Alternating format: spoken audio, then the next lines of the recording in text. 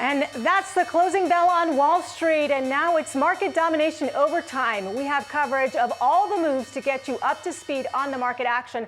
Let's break down the trading day. We are seeing that we have ended the session lower with the S&P 500 just off of its record high from yesterday. It's down 0.6%, and the Nasdaq down more than 1%. The Dow down 0.2%.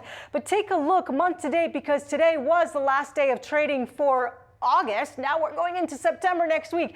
Look, 3% up 3% for the month of August on the Dow. The Nasdaq also higher for the month, and the S&P 500, its fourth month of gains for the broad-based index. Taking a look at the 10-year Treasury, we have seen that taking slightly higher at 4.23%. The U.S. dollar has been on a downtrend, and looking under the hood at where we have ended the market action with the Nasdaq 100, the most under pressure out of the three indices today. We're looking at Nvidia down more than 3%, Amazon, Meta, some of the Mag 7s here that have been under pressure, and Tesla also down more than 3% for the session. But month to date, you are seeing a mixed action for the Mag 7s. This is a month to date chart. Apple 11% up for the month, Alphabet up 10%, and Tesla up 8% for the month. Taking a look at the sector action also on the month, we have seen a bit of a rotation from tech, from consumer discretionary. We've been looking at healthcare, that's been higher, materials higher. But look, for the month, you're looking at consumer discretionary in the green, communication services also higher. And for the session, you can see the market action there. Deal making this summer has been booming. Companies have announced over $1 trillion of transactions since the beginning of June, according to Bloomberg. That's up 30% from a year earlier and represents the highest level since 2021, where we saw deals soar after the pandemic. Joining me now is Rob Brown, CEO of Lincoln International, a global investment bank focusing on mergers and acquisitions. Rob, thanks so much for being with us. What's driving the rebound in M&A activity? Well, Inez, I think it's several factors. I think one, when you see a stock market that is at or close to an all-time high, you have companies that their investors are expecting growth, and they're going to have a hard time meeting those value expectations just with organic growth. So what that does is cause them to look for inorganic growth and look for acquisitions. And so I think that's factor number one. I think factor number two is there's a lot of liquidity. When you look at the private equity markets and you look at the private debt markets, there is a lot of money that wants to be put to work to buy companies. And I think the third thing you factor in there is the markets are shaking off Liberation Day. The public markets have clearly shook it off. I think you're starting to see the private markets shake it off. And we've had a bit of a slowdown. There's been a recalibration in the M&A market really since interest rates started to tick up. And I think we're getting to the end of that recalibration where buyers and sellers are finding ways to meet on value and terms. And just the fact that we've been seeing the markets at all-time highs. You mentioned liquidity, and we've been seeing so many assets that are going up in value. I mean, is this a time where where you do see increased activity in M&A? Yeah, I think so. And there's also has to be a catch-up, right? I mean, there was this, and you alluded to it, there was this incredible activity in 2021 and the first half of 2022, particularly in private equity of companies that were acquired. Well, now you're getting to the 5-year period of those where the debt maturities, all the debt raised on those is coming due. And so you have to do something. You have to sell that. You have to refinance that. So I think that maturity wall that's looming out there in the private equity world is also forcing activity. And I think the other thing we're seeing is, when the market first kind of turned down a bit, the M&A market, there was well, I'll sell this if I can get a great price. I'll go test the market, and I'll see if I don't, I'll keep it. What we're seeing now is when sellers come to market, they are committed to selling at what the market will bear. How significant has the regulatory environment been? Just the fact that you have less regulations, it's a little bit more eased in that sense. I think when Trump won, there was a lot of excitement about that we're going to be in a lower regulatory environment, and that's going to create a lot of activity. I think that's going to happen. I think there's optimism about that happening, which is helping the M&A market. Obviously, I think Liberation Day was a bit of a curveball for the M&A market. So I think there's been kind of puts and takes in policies, and clearly the anticipation of lower regulations, I think, is helping feel like is helping businesses feel optimism about the future in a more business-friendly environment. And what are the sectors that are leading with this M&A activity? Which ones are the ones that are seeing the most action? Yeah, so one thing I'll point to is technology. I think technology was really affected because valuations were so high at the peak of the market that when those came back, the recalibration was probably a little bit more painful there. We're seeing a material pickup in technology. We're seeing very good activity in services.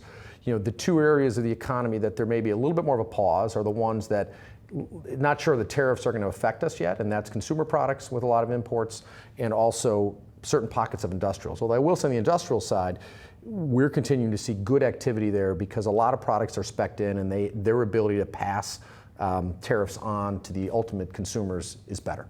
And about you mentioned consumer products as well. I mean, in the whole tariff situation, wouldn't you make a case though for companies that are struggling? Let's say if there are like increased costs. I mean, all companies have seen increased input costs. So wouldn't that also lend itself towards merging at some point? Possibly. I think you could see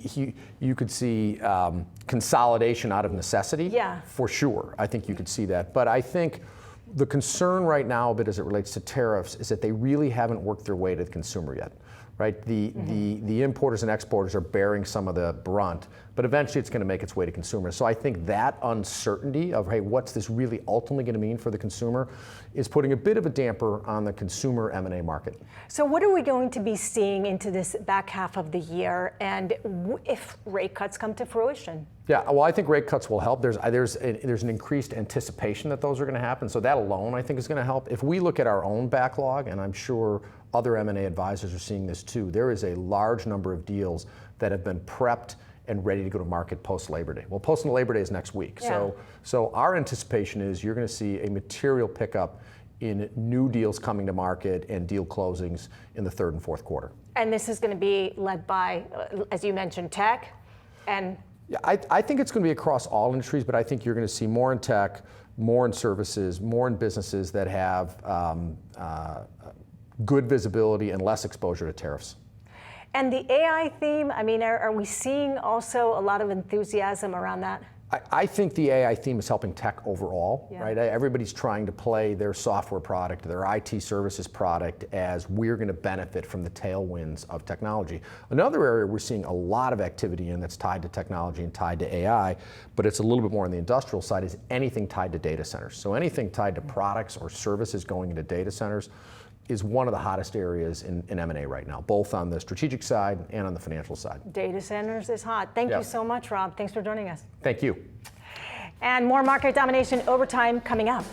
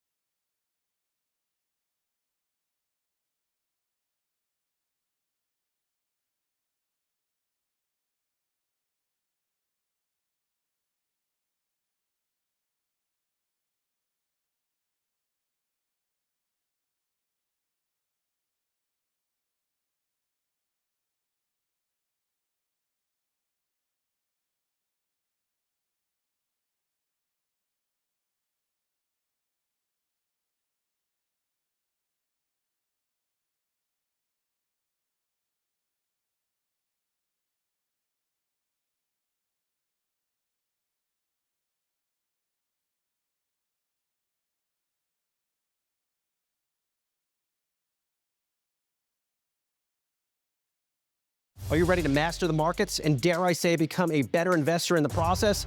Yahoo Finance has you covered with our new full suite of original podcast content. Whether you're a seasoned investor picking up new trends or you're just starting your financial journey, we offer invaluable market insights and strategies from some of the most influential minds on Wall Street and the boardroom. We're also teaming with some of the biggest rising stars in the financial community for key insights to help boost your portfolio, build your wealth, and make you a successful investor. Welcome to the Opening Bid Unfiltered podcast. Welcome to Stocks in Translation. Welcome to Financial Freestyle. Welcome to Decoding Retirement. Welcome to Living Not So Fabulously. Welcome to Trader Talk. Welcome to The Big Idea. Welcome to Yahoo Finance Sports Report. Welcome to Where Your Money. From Wall Street to Main Street to the C-suite, we're your daily lifeline. Because behind every great investor is Yahoo Finance. Join us on yahoofinance.com, the Yahoo Finance app, your favorite streaming platform, and wherever you get your podcasts. Nvidia hitting a record for gaming revenue in its second quarter earnings report. Nvidia CEO Jensen Huang sat down with Yahoo Finance after the report to highlight the company's gaming segment. It was GeForce that made possible the AI revolution. And now what's amazing is AI is coming back to revolutionize GeForce for gaming. And this last quarter, I think we had a record quarter for gaming between GeForce and Nintendo Switch. For more on the state of the gaming industry, we're bringing in Michael Pachter, Managing Director of Strategic Planning for Wedbush Securities. Michael, thanks for joining us. You just heard there from Jensen talking about a record quarter for gaming revenue. How healthy is the broader video game industry right now, in your view? You know, the industry is pretty sad right now, and I'm glad that Nvidia is doing well. I'm old enough to remember when all the revenues came from gaming. Now it's under 10%.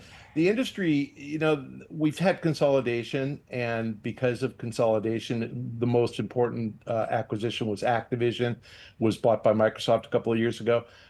We just have fewer players. They're making fewer games. We're seeing much more dependence upon mobile games as opposed to console games. So it's really, really nice to see Nintendo come out with a new console. It's been 8 years since the last one, and they are powered by Nvidia, which is a real departure for them, that they finally have a very high-powered device, and it can handle like lots and lots of graphics. So it's a really great device. That was probably around 10% of that 4.3 billion number. So not leveraging to Nvidia's bottom line, but it brings Nvidia back to its roots, which is really good. And to that point, that Nintendo, the Nintendo, which released its Switch 2 in June, those that use NVIDIA processors, as you just mentioned, you heard Jensen talk about that. Just a little bit, tell me a little more on how meaningful that relationship is, especially for hardcore gamers that remember NVIDIA because of gaming.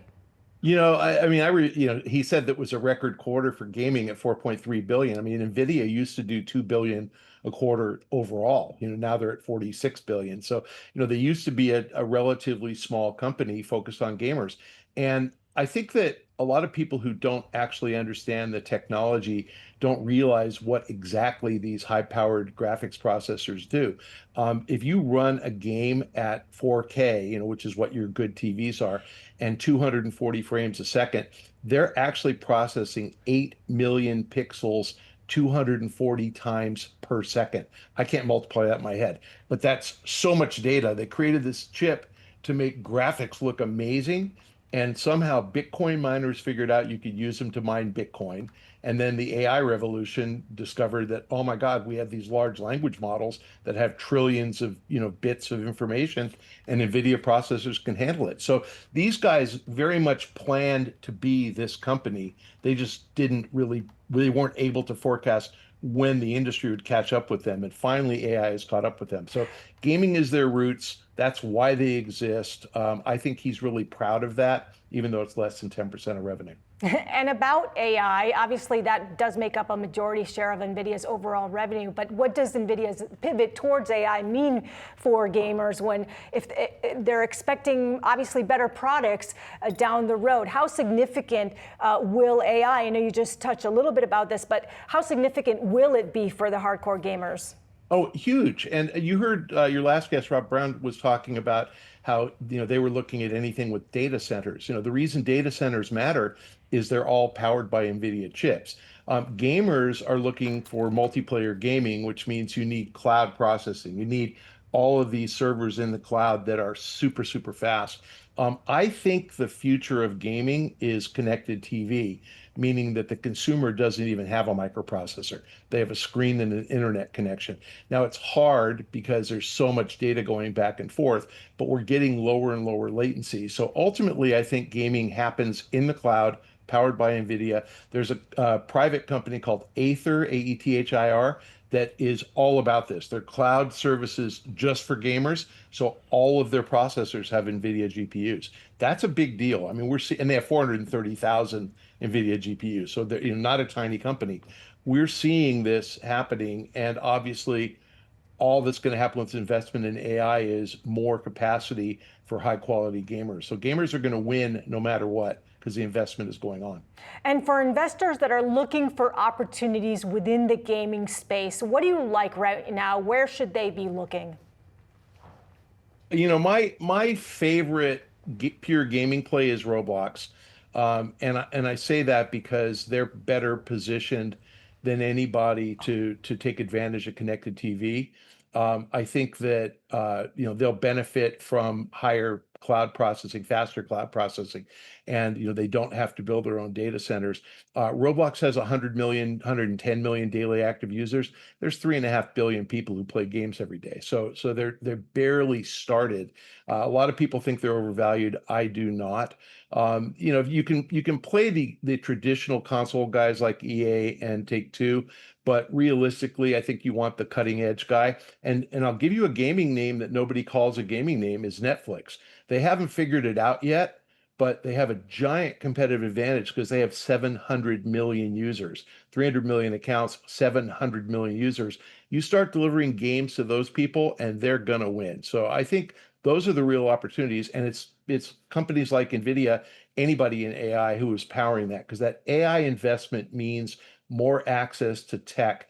That's really the revolution that we have, this Ives fund. That's what they see. So we've got all those guys in the Ives fund. And Michael, I can't let you go without asking you about Grand Theft Auto 6. That's going to be a massive moment when the game comes out next year.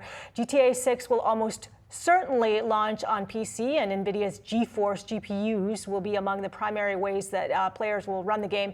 So what are your expectations for that release next year? Well, the game's going to start on console, and I think the trick is going to be what Take-Two decides to charge for it. If they have guts, and I think they do, they'll charge $100, and it's worth $200. So I think they'll break the mold and raise the price to something that really reflects the immersive nature of the game. When it does come on PC, which is likely a year later, it could be fall of 26, more likely spring of 27. Yes, it's going to require a very high-end NVIDIA GPU to play because it's an amazing game, and they're going to sell probably another 30 or 40 million units. At 1,000. So it's not, they'll make a lot of money. They'll make $30 billion over time, but again, that's not even a quarter's worth of revenue. So big demand for that kind of a game. Everybody's going to buy it. Everybody's going to play it. We'll be watching. Thank you, Michael. My pleasure. And a look now inside Porsche's new Cayman GT4 RS. It's a road car fitted with a true motorsport engine at a time when Porsche is doubling down on gas-powered performance while EV momentum slows. Joining us now is senior autos reporter Praz Subramanian. Praz. Yes. Tell me about this. You have the coolest job, actually, because you get to ride in a bunch of cars. So tell us about the one that you've ridden in last. So, Porsche itself, big picture, the company finds itself in flux right now. Basically, they bet pretty big on EVs, and they kind of are feeling the effects of that not happening, the waning effects of EV demand. They also are feeling a lot of pinch from Chinese competitors in Europe and in Asia. But what are they good at? They're bread and butter sports cars. So I had a chance to go drive the Cayman Ford the Cayman GT4 RS, which is a racy version of that Cayman. Basically, exterior-wise, it looks insane with a lot of like the air elements and the crazy fin in the back and all that sort of stuff. So it looks like you're driving a race car, but when you're actually inside that car, sitting inside that bucket seat, a race engine behind you, right? And they have this special cowling that makes you hear the induction sound, the whooshing sound of it. I mean, it's just really a visceral experience, and this is what Porsche people want. Like they're fans of the brand because of the racing motorsport past. They want that iconic 911 or Cayman kind of shape of the car, right? It's all part of the ethos of the brand and why the brand's done so well. You know, just last year they sold 75,000 sports cars out of 310,000 cars globally. So it's not a small, it's a not nothing part of the business, right? And as they focus more and more on EVs and the Macan EV and the Cayenne SUVs, there's been a little bit of pullback from that business as competition heats up. So I think what I'm saying here is that, you know, this is going to be a car that's sold in small quantities, right? It is, but they do have other sports cars like the 911 that's sold in larger quantities. If the company can kind of refocus on sports cars and gas-powered cars, maybe it kind of gets back to what made it special, and then they can kind of refocus and then sort of approach the market with regards to their EV sort of outreach, right? Because that's sort of changed a lot over the years. So what you're saying is that Porsche fans really want the gas-powered cars. They're not into silence, kind of. They want the whole full experience. How much does one of those cars cost? So that car, like I said, it's a limited car, probably around $200,000 when you add some like options, things like that. But you know, that's not the car that the volume people are going to buy. They might buy a car that's half that price, right? They got rid of that Cayman, that was a base Cayman. Maybe that comes back, who knows? But I guess what I'm saying is the company itself, it can repivot once it sort of figures out what it wants to be. Right now, the CEO Oliver Bluma is talking about how do we get back on track here. A lot of people were betting on the company to keep growing, and this year it sort of felt a little bit of growing pains here after such growth before. So maybe you repivot back to the sports cars, get back to the gas-powered cars. You know, maybe they change the laws in Europe to get back on that. That's a big if. Well, it's a cool looking car. Thanks so much, Praz.